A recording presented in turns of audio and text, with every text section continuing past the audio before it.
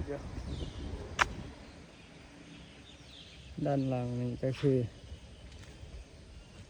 มหาลัยเนาะจะรอ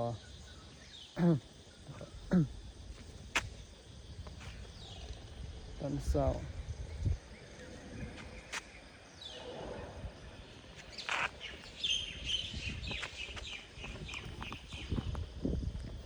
โอ้โหน้องยางบิน ขอเจริญสุขเจริญพรอันเนื่อมพอยามเนี่ยที่ท่านทุกคนที่กำลังติดตามตอนนี้หลวงพี่อยู่มจรเนาะมา มาแต่เช้าๆมื้อนี้เพราะว่าหลวงพี่จะไปบิณฑบาตบิณฑบาตอาหารแห้งเนาะบิณฑบาตเอาอาหารข้าวสารแห้งก็คือ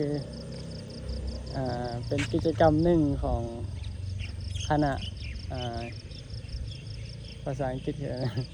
รปศเนาะหรือว่า Public Administration รปศอยู่ที่มจรขอนแก่นเนี่ยมันมีหลายสาขาอยู่เนาะส่วนบ่แม่นสาขาหลวงพี่เนาะที่ว่าเพิ่นเฮ็ดกิจกรรมไปบิณฑบาตนอกสถานที่ก็คือเอิ้นว่าบิณฑบาตเอาอาหารข้าวสารอาหารแห้งอันนี้ก็เป็นอีกหนึ่งกิจกรรมเนาะที่เป็นให้พระนิสิตนี่แหละไปออกรับบิณฑบาตกับบิณฑบาตกับตามในอำเภอตัวในอำเภอน่ะแถวในตำบลนี่แหละคือหลวงพี่นี่ใช่ไหมนะเพิ่นใส่คำว่าเพิ่นก็ส่วนไปใส่คำว่านิมนต์นั่นแหละเนาะนิมนต์ไปเพราะว่าถ้าถามว่ามีบ่ก็มีเยอะแต่ว่าถ้าเราไปก็เพิ่นก็ให้กิจกรรมเฮาเนาะเอากิจกรรมให้เฮากิจกรรมใส่คำว่ากิจกรรมสาธารณะเนาะเพราะว่ามันเป็นใส่คำว่าจิตอาสากับว่าปกติอย่างบิณฑบาตที่วัดแล้วเนาะแต่ว่าเพิ่นจะให้กิจกรรมเนี่ยอันนี้ทุกคนอยู่มจรขอนแก่นนี่เนาะแต่ก่อนนี้เพิ่นจะปลูกดอกไม้เนาะแต่ว่าตอนนี้เพิ่นเอาออกอะไรก็ไปบิณฑบาตใช้น้องอย่างบ้านน้องตุ้มบ่เอาไปใช้กลับแล้วบ่แล้วก็โอ้ยนี่แล้วก็หลวงพี่มันมีหมู่นั่นเนาะหมู่ก็สิไปนำแต่ว่าเพิ่นเอารถมารับหลวงพี่อยู่วัดนะจากวัดหลวงพี่ประมาณบ่ฮอด5 นาทีเนาะนั่งรถมาแล้วก็มารอเตรียมมาท่าให้เพิ่นมาครบก่อนเพิ่นสิไปเนาะด้านหน้าหลวงพี่ก็คืออาคาร100 ปีเนาะอาคาร110อาคาร100 พรรษาที่อันนี้เป็นชั้นเรียนของระดับปริญญาตรีเนาะระดับปริญญาตรีอาคารส่วนนี้ก็จะเป็นเจดีย์เอาไว้ปฏิบัติธรรมเนาะไว้เฮ็ดกิจกรรมกรรมฐานว่ากิจกรรมประจำทุกๆวันศุกร์นี่ก็จะมีเป็นเอาไว้เฮ็ดกิจกรรมเนาะเอาไว้เฮ็ดพิธีงานต่างๆอะไรเนาะนี่จะเป็นสวยงามเนาะประเทศปรับใหม่ทุกคนแต่ก่อนจะมีแต่ดอกไม้เนาะแต่ว่าตอนนี้ก็เราหญ้ามาปลูกจะงามเนาะ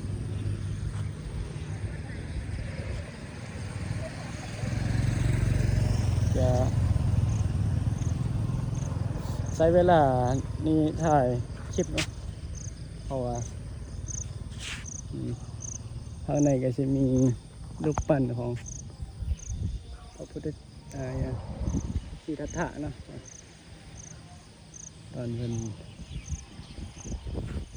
ยังน้อยนะ อันนี้เป็นเสาซอโศก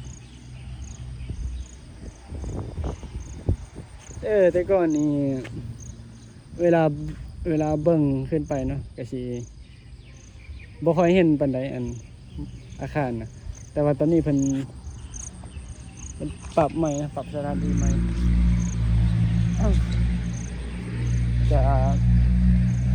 ถ่ายตอนเช้าเนาะอันนี้ตอนนี้ตีห้าครึ่งนะอ๋อโถ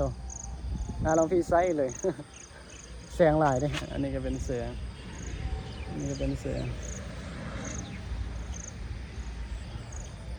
หน้าใสจริง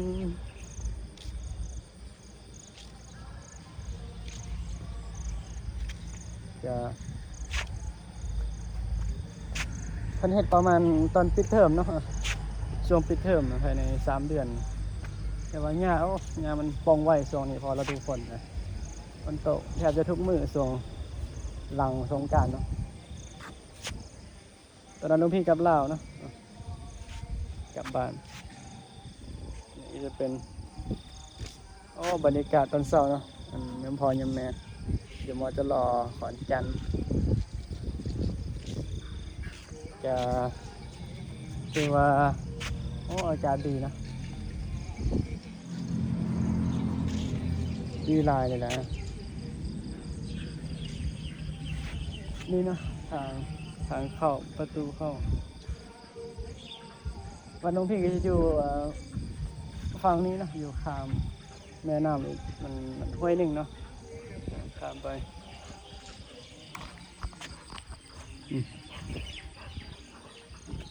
ด้านล่างนี่จะเป็น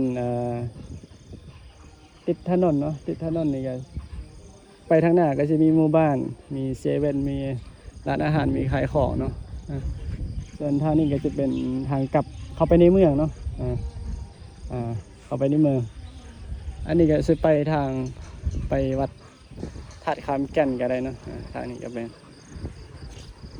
คือด้านหลวงพี่นี่เป็นงามนะเบิ่งมุมนี้นะเป็นอาคารเรียนปริญญาตรีเห็นบ่ใหญ่บ่ประมาณ1 2 3 4พอดีซีซั่นครับ ทุกคนพอดีนะ พอดีว่าหลวงพี่ปกติอยู่วัดหลวงพี่นี่สิตื่นตอนตี 4เนาะก็เลยตื่นมาแล้วก็หลังจากทำวัดแล้วก็มาส่งน้ำต่อหลังจากส่งน้ำแล้วก็ เพิ่นก็โทรบอกเนาะเพิ่นก็โทรแจ้งว่า ตี 5สิมารับเนาะว่าทำวัดก็ตี 4:00เนาะทำเสร็จก็ประมาณตี 4:30นี่แหละตี 4:30 แล้วก็ส่งน้ำเสร็จก็นั่งรอพอดีเพิ่นโทรมาก็เอารถมารับเนาะก็พอดีเลยน้องพี่จะมื้อนี้ก็ใส่คำว่ามากิจกรรมมาบิณฑบาตนั่นแหละเนาะบิณฑบาตเอาอาหารข้าวสารแห้งเพื่อจุดประสงค์ของเพิ่นก็คือ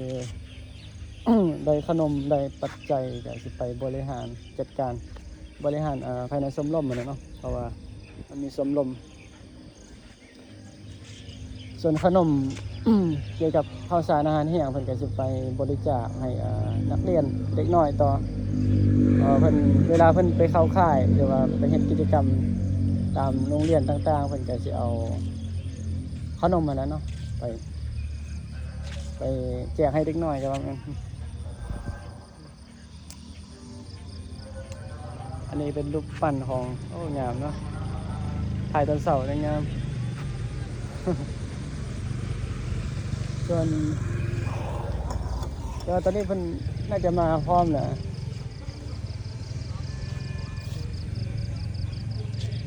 พระเพิ่นก็มาพร้อมนะรู้สึกว่าโยมกับพระนี่เอิ้นว่า เกือบจะซูซีกันจำนวนนะจำนวนเกือบจะบ่น้อยบ่หลายสิซ้ำกันเนาะมาที่ภาคยังน้อยกว่าครับเพราะว่ามันเป็นสาขาที่สาขาแบบนิยมเรียนลักษณะเพราะว่าเรียนไปก็เพื่อจะเอาไปเฮ็ดงานกับว่าแม่นนะเพราะว่า คันเป็นพระเป็นอยู่วัดก็สิเป็นบริหารจัดการวัดเนาะสาขารปศหรือว่ารัฐประศาสนประศาสศาสตร์เนี่ยทุกอย่างบางทีว่าบ่เป็นนะเอาบ่เป็น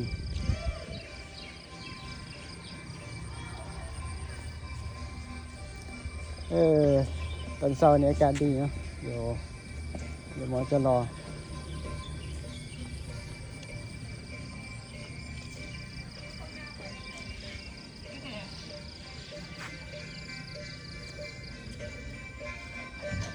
เราจะหอดตี 5 ครึ่งแล้ว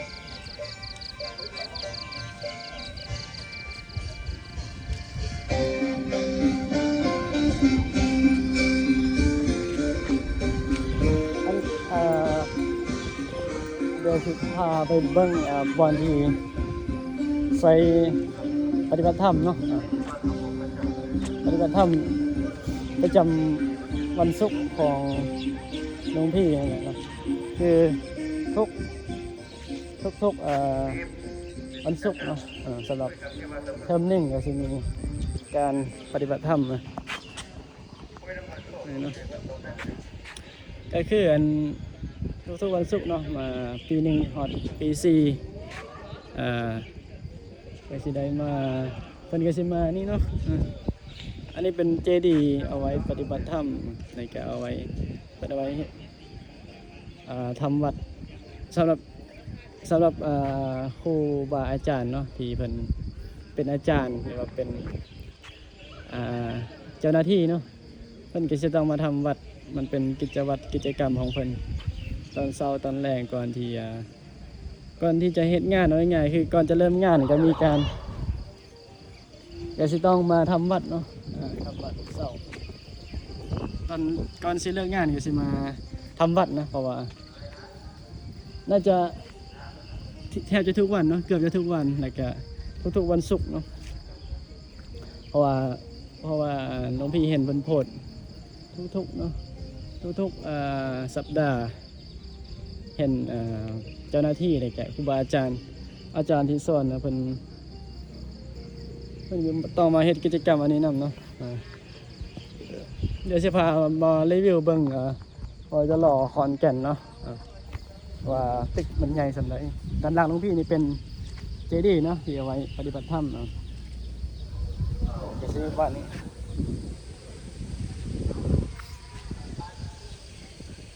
ด้านล่างอาคาร100 ปีเนาะอาคาร100 พรรษาก็ว่าแม่นและโซนนี้ก็จะเป็นอาคารสมเด็จหรือว่าอาคารนี้เป็นอาคารเป็นเอาไว้แบบไฟทะเบียนกันอยู่นี่นะไฟทะเบียนนิสิตของ ปอตีเนาะปอโทอยู่นี่กันบอลเอาไว้ใจค่าเทอมอะไรกับไปสมัครเรียนกับมาทางนี้ได้อาคารนี้เนาะแล้วก็ส่วนนั้นก็จะเป็นเรียกว่าอาคาร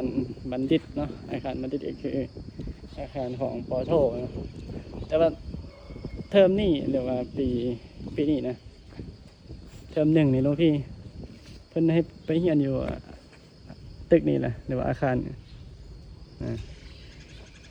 เพราะว่าอาคาร100 ปีนี่เพิ่นที่ไหนเดี๋ยวเพิ่นกำลังปรับใหม่นะเพิ่นปรับบูรณะใหม่เพิ่นปรับให้มันดีกว่าเก่ามั้งเพราะว่ามันก็หลายปีเนาะแต่ว่าเอาเพิ่นเอิ้นได้ก็สิได้เพิ่นเอิ้นไปแล้วนะก็สิได้ปิดคลิปนะเอาก็สิได้ ปิดคลิปเนาะอย่างพออย่างแม่เจอกันคลิปต่อไปหรือว่า EP ต่อไปเอาเจริญพรสวัสดี สำบายดีเจริญพรทุกคน